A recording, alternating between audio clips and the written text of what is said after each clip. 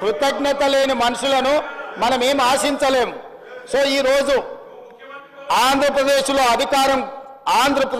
Party పూర్తిగా చచ్చిపోయిన, కేంద్రంలో అధికారం కోల్పోయిన 4 కోట్ల తెలంగాణ ప్రజలకు ఇచ్చిన మాట నిలబెట్టుకోవడానికి శ్రీమతి సోనియా గాంధీ గారు తెలంగాణ రాష్ట్రం ఇచ్చింది. కాబట్టి ఆమె దయ వల్ల ఏర్పడ్డ తెలంగాణ రాష్ట్రంలో 2 సార్లు ముఖ్యమంత్రి 10 సంవత్సరాలు ఏలి 100 సంవత్సరాల విధ్వంసం చేసి 1000 తరాలకు సరిపోయేటంత ఆస్తిని కొల్లగొట్టే అవకాశం మీకు వచ్చిందనంటే సోనియా గాంధీ గారి దయ వల్ల. కాబట్టి దయచేసి సోనియా గాంధీ గారి గురించి మాట్లాడేటప్పుడు కొంచెం మౌనంగా వింటే మర్యాద ఉంటుంది మీకని నేను చెప్తున్నా అధ్యక్ష. అదేవిధంగా అధ్యక్ష అప్పుల గురించి మొన్న వరుసగా చర్చ జరిగింది. మా మిత్రుడు ఆర్థిక మంత్రి బట్టి విక్రమార్క గారు మొదటి శాసనసభావేశంలోనే ఆర్థిక శ్వేతపత్రం ప్రవేశపెట్టిండు. ఆర్థిక శ్వేతపత్రం మీద ఆ రోజు చర్చ జరిగింది. మళ్ళా 10 నెలల తర్వాత మరి వాళ్ళకి ఏం జ్ఞానోదయం కలిగిందో, లేకపోతే అబద్ధాలు చెప్పాలి, బుకాయించాలి, దబాయించాలి, పాత శ్వేతపత్రం ప్రజలు మర్చిపోయినారు కాబట్టి మళ్ళీ కొత్త అబద్ధాలు చెప్పాలని వాళ్ళు ఏమని అనుకున్నావు నాకు తెలియదు. అదే అక్కడికే వస్తున్నా. ఆ రోజు పెట్టిన శ్వేతపత్రంలో స్పష్టంగా రాష్ట్ర ప్రభుత్వం చేసిన మార్కెట్ రుణాలు 3,89,673 కోట్ల అధ్యక్ష. అదేవిధంగా special purpose vehicles public corporations గ్యారంటీలు ఇచ్చి ప్రభుత్వమే చెల్లించే రుణాలు అధ్యక్ష 1,27,208 కోట్లు యాక్చువల్గా ఆ రోజు శ్వేతపత్రంలో పెట్టింది. కానీ వాస్తవానికి అవి 1,29,243 కోట్ల అధ్యక్ష. అంటే దాదాపుగా 2,000 కోట్లు ఇక్కడ లెక్కలోకి రాలేదు అధ్యక్ష. అదేవిధంగా ప్రభుత్వ గ్యారంటీతో కార్పొరేషన్లు తీసుకున్న రుణాలు కానీ కార్పొరేషన్లే చెల్లిస్తాయి అనేది ప్రభుత్వం చెప్పిన మాట అధ్యక్ష. అవి ఒక 95,462 కోట్ల అధ్యక్ష.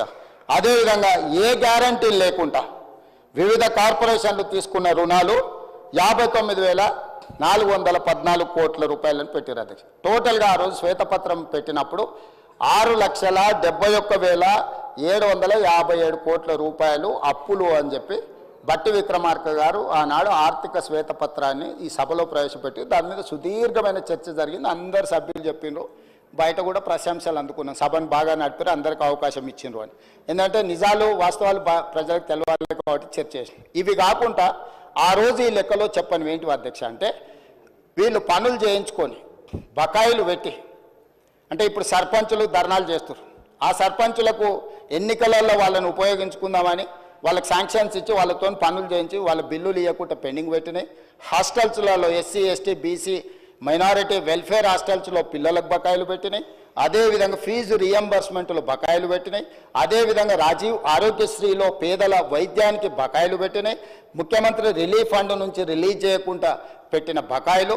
ఇవే కాకుండా వాళ్ళు కమిషన్లు కొట్టేసి ఒప్పందాలు చేసి వదిలేసిపోయిన కాళేశ్వరం, పాలమూరు రకరకాల సాగునీటి ప్రాజెక్టులు, అదేవిధంగా టిమ్స్ నిమ్స్ హాస్పిటళ్ళు కట్టడానికి తీసుకొచ్చిన ఆ కాంట్రాక్టర్ల బకాయిలు, ఇవన్నీ లెక్క కలిపితే 40,154 కోట్ల రూపాయలు కాంట్రాక్టర్ల బకాయిలు కూడా మాకు ఇచ్చారు అధ్యక్ష.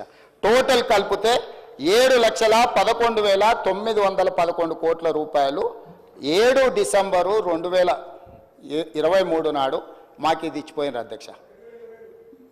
మాజీ ఆర్థిక మంత్రి ఒక వాదన ఏంది, ఉమ్మడి రాష్ట్రంలో 72,000 కోట్ల రూపాయలు, అదేవిధంగా కార్పొరేషన్స్కి ఒక 11,000 కోట్ల రూపాయలు కౌంటర్ గ్యారెంటీలు ఉన్నాయి. ఈ 83,000 కోట్లు 84,000 కోట్లు మా ఖాతాలో రాయొద్దు అన్నాడు. అదే చెప్తా అది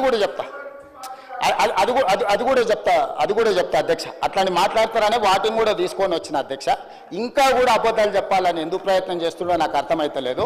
సో అధ్యక్ష మేమేమన్నాము, మేము అధికారంలోకి వచ్చే నాటికి ఉమ్మడి రాష్ట్రంలో దాదాపుగా 58 సంవత్సరాలు 15-16 మంది ముఖ్యమంత్రులు, ఇంతకుముందు మా జూపల్లి గారు చెప్పినట్టు వాళ్ళందరూ కలిసి 60 సంవత్సరాలు దాదాపుగా పరిపాలన చేసి 16 మంది ముఖ్యమంత్రులు కలిసి చేసిన అప్పు 72,000 కోట్లయితే ఒక వ్యక్తి, ఒక్క కుటుంబము, ఒక్క పార్టీ 9.5 సంవత్సరాలు పరిపాలించి 6 లక్షల అంటే ఆ 72,000 కోట్ల వేల ఈ 7,11,000 కోట్ల నుంచి ఆ 72,000 కోట్లు తీసేస్తే కూడా అధ్యక్ష 6,40,000 కోట్ల రూపాయలు వీళ్ళు అప్పులు తీసుకొచ్చారు అధ్యక్ష.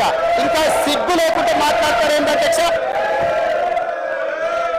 అంటే ఒక్క వ్యక్తి, ఒక్క కుటుంబము, ఒక్క పార్టీ 9.5 సంవత్సరాలు పరిపాలించడానికి అవకాశం ఇస్తే 6,30,000 కోట్ల రూపాయల అప్పు వాళ్ళు చేస్తే కాంగ్రెస్ పార్టీ పరిపాలించిన 60 ఏళ్ళు తెలుగుదేశం కూడా మా ఖాతాలనే కలిపితే 16 మంది ముఖ్యమంత్రులు కలిసి చేసిన అప్పు ఎంత అధ్యక్ష? 72,000 కోట్లు. 72,000 కోట్ల అప్పుల్లో మేము నిర్మించిన నిర్మాణాలు ఏంటి అధ్యక్ష? నాగార్జున సాగరు, శ్రీశైలము, భీమా, నెట్టంపాడు, కోయిల్ సాగరు, కల్వకుర్తి, శ్రీరామ్ సాగరు, జూరాల, మన దేవాదుల ఎత్తిపోతల, అదేవిధంగా ఎల్లంపల్లి శ్రీపాద, ప్రాణహిత చేవెళ్లలో అప్పటికే 10-12 కోట్ల రూపాయలు ఖర్చు పెట్టి, ఇవే కాకుండా హైదరాబాద్కు గోదావరి కృష్ణానది జలాలు, ఔటర్ రింగ్ రోడ్డు, అంతర్జాతీయ ఎయిర్పోర్టు, మెట్రో రైలు, ఐటీ కంపెనీలు, ఇట్లా ప్రపంచానికి ఆదర్శంగా నిలబడే విధంగా విశ్వనగరంగా హైదరాబాదును మేము అభివృద్ధి చేసినాం అధ్యక్ష. ఆ అభివృద్ధితో ఈరోజు ధనిక రాష్ట్రంగా ఎట్లా మారింది అధ్యక్ష? ఆనాడు 16 మంది ముఖ్యమంత్రులు నిబద్ధతతో, చాలా బాధ్యతతో, చాలా జాగ్రత్తగా రోసయ్య గారు 15-16 సార్లు ఆర్థిక మంత్రిగా బడ్జెట్ ప్రవేశపెట్టి రూపాయి లెక్క కట్టి గల్లెపెట్టెను భద్రంగా దాచిండు. కాబట్టి మిగులు రాష్ట్రంగా మీకు అప్పచెప్తే మిగులు రాష్ట్రాన్ని దివాలా రాష్ట్రంగా దీపించింది మీరు. మౌనంగానే ఉండకుండా మళ్ళీ ఎగబడి ఎదురుదాడి చేస్తున్నారు అధ్యక్ష. మీరే ఆలోచన చేయండి అధ్యక్ష. దాదాపుగా ఒక 56 నుంచి 2014 వరకు లెక్కేసుకుంటే ఒక 58 ఏళ్ళు అంతకంటే ముందు లెక్కేస్తే కూడా 60 సంవత్సరాల పైగా 16 మంది ముఖ్యమంత్రులు ఈ ఉమ్మడి రాష్ట్రము లేకపోతే హైదరాబాదు రాష్ట్రం కలిపితే మనకు వచ్చిన అప్పు 72,000 కోట్ల రూపాయలు.